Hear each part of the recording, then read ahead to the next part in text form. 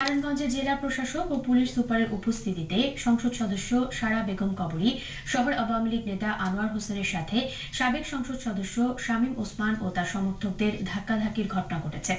এ নিয়ে শহরে ব্যাপক চাঞ্চল্যের সৃষ্টি হয়েছে। নারায়ণগঞ্জ থেকে নাফিজা শরাফের পাঠানো রিপোর্ট।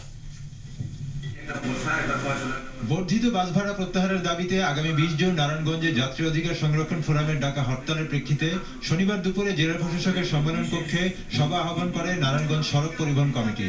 কমিটির সভাপতি জেলা প্রশাসক শামসুর রহমানের সভাপতিত্বে সভা শুরুতেই নারায়ণগঞ্জ নাগরিক কমিটির সাধারণ সম্পাদক আব্দুর রহমান অভিযোগ করেন, বাস মালিকরা সরকারি গ্যাজেটের ভুল ব্যাখ্যা দিয়ে যাত্রীদের জিম্মি করে অতিরিক্ত ভাড়া আদায় করছে। এ সময় শামীম ওসমান নাগরিক কমিটি নিয়ে প্রশ্ন তুলে তাকে থামিয়ে দেওয়ার চেষ্টা করেন।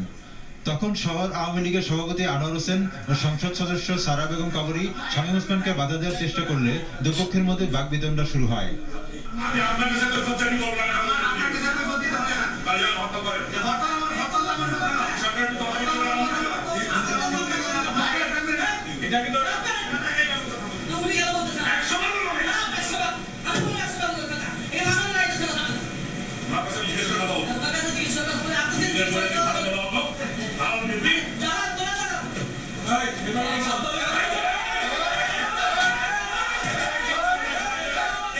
এক পর্যায়ে দুই পক্ষের মধ্যে ধাক্কাধাক্কির ঘটনা ঘটে।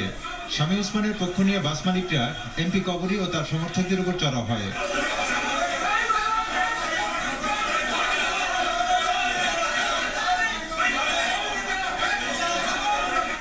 পরে সংসদ সদস্য নজরুল ইসলাম বাবুর হস্তক্ষেপে পরিস্থিতি শান্ত হয়।